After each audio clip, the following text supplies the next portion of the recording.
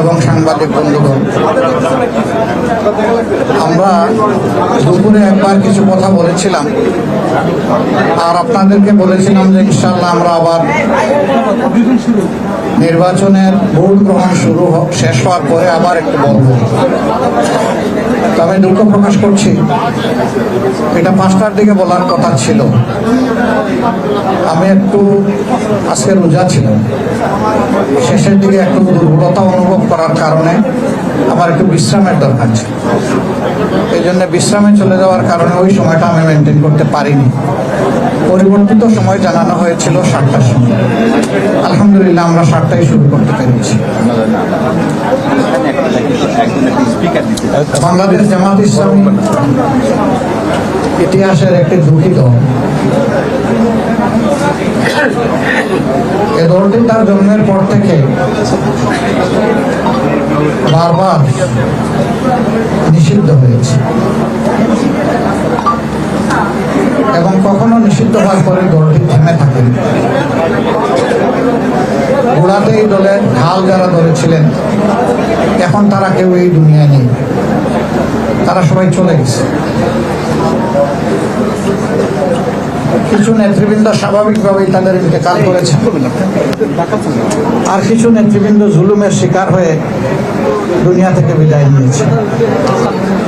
আমি আজকের এই আবেগঘন মুহূর্তে তাদেরকে আমার কলিজার সবটুকু উজাড় করে আমি স্মরণ করছি।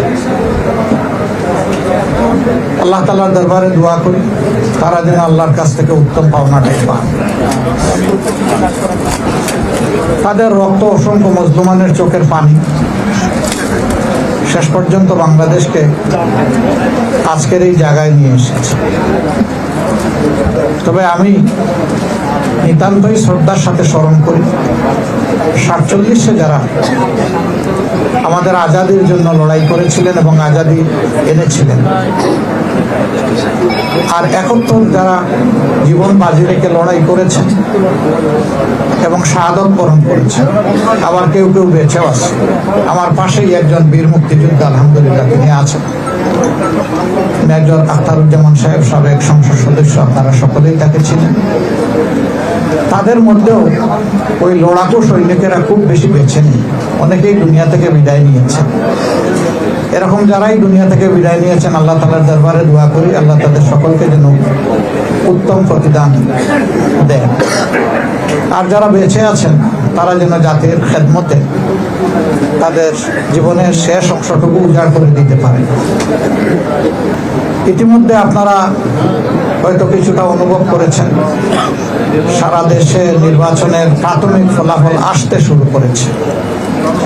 আমাদের ধারণা রাত্রে 11টা পর্যন্ত হয়তোবা এটা একটা শেপ নিতে পারে। এখনই অগ্রিম কিছু বলা আমাদের জন্য সমীচীন নয়।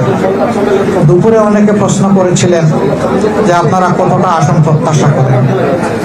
আমরা বলেছিলাম মহান আল্লাহর উপর আমাদের ভরসা, জনগণের উপরে আমাদের আস্থা আছে এবং আমরা আশা করি জনগণ সঠিক সিদ্ধান্তই ব্যালটের মাধ্যমে জানাবেন, ব্যক্ত করবেন। প্রাথমিক যে ফলাফল আসতে শুরু করেছে তাতে সেরকম একটা আভাস পাওয়া যাচ্ছে, কিন্তু এটাকে নিশ্চয়তা দেওয়া যাবে না। আমাদেরকে আরো কিছুক্ষণ অপেক্ষা করতে হবে ধৈর্য ধরে। আমার একজন সাংবাদিক বন্ধু প্রশ্ন করেছিলেন অন্য একটি দলের একজন নেতার উদ্ধৃতি দিয়ে যে তিনি বলেছেন 190 থেকে 200 আসন পাবেন। আমি তখন বলেছিলাম না, নির্বাচন কেবল চলছে, এখনো ভোট গ্রহণ শেষ হয়নি। এই সময় যদি আমরা এই ধরনের কোনো কথা বলি এটা আমাদের সম্মানিত ভোটারদের প্রতি সুবিচার হয় না।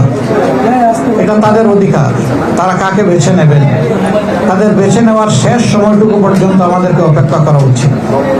সে সময় চলে গেছে, এখন গণনা শুরু হয়েছে।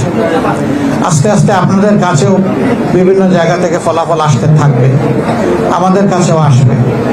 আমি শুধু এতটুকু কথা বলবো, যদি জাতির কোনো গুরুবার মহান আল্লাহ তাআলার ইচ্ছায় আমাদের উপরে আসে, আপনাদেরকে আমার বড় প্রয়োজন, আপনাদেরকে আমার পাশে পেতেই হবে। আপনারা যদি আমাকে সাহায্য করেন, আমাদেরকে সাহায্য করেন, তাহলে ইনশাআল্লাহ আমরা এ দেশ জাতির জন্য ভালো কিছু আশা করি করতে পারব। এই সাহায্যটা দুই ধরনের। আমাদের উপরে দায়িত্ব আসলে ইতিবাচক কাজগুলোকে যেমন তুলে ধরবেন, আমাদের ভুল হলেও আমাকে ছাড়বেন না, আমাদেরকে ছাড় দেবেন না। আপনারা যৌক্তিক সমালোচনা করবেন, ধরে দেবেন। আপনারা ধরে দিলেই বড় সাহায্যটা করা হবে। অতীতে আমরা দেখেছি যে কারণেই হোক, মিডিয়া অনেক সময় যারা শাসন ক্ষমতায় থাকেন তাদের মন্দ কোনো দিক, নেতিবাচক কোনো দিক তারা সমালোচনা আকারে সহজে তুলে আনেন না, অথবা আনতে পারেন না। যেটাই হোক, আমরা এটা চাইবো না। আমরা চাইবো আমাদের মিডিয়া জগৎ যেন এখানে পূর্ণ স্বাধীনতা ভোগ করে। তবে সে স্বাধীনতাটা হতে হবে আমার স্বাধীনতা, দেশের স্বাধীনতা রক্ষার জন্য।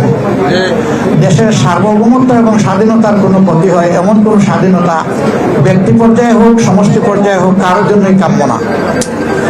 কারণ দেশের স্বার্থটাই আমাদের কাছে বড়। তা আমরা এটুকু আপনাদের কাছে আশা করব। আর এ পর্যন্ত যে সমস্ত ফলাফল এসেছে, বেশিরভাগ জায়গায় লক্ষ্য করা যাচ্ছে যে আলহামদুলিল্লাহ আমাদের 11 দলীয় নির্বাচনী ঐক্যের যারা ক্যান্ডিডেট ছিলেন তারা এগিয়ে আছেন।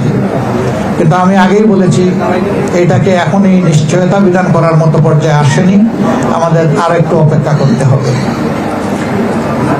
এবারকার ইলেকশনের বেশ কতগুলো বৈশিষ্ট্য ছিল।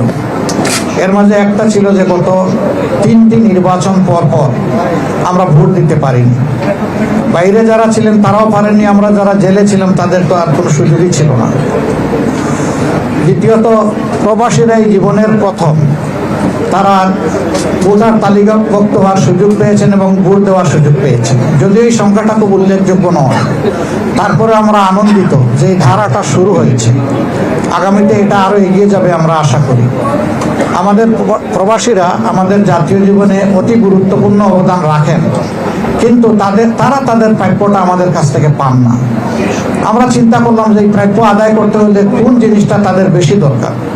তখনই আমাদের মনে হলো যে ভোটের অধিকারটাই তাদের আদায় হওয়া উচিত। এই অধিকার প্রতিষ্ঠিত হলে বাকি অধিকারগুলা এর হাত ধরে চলে আসবে ইনশাআল্লাহ।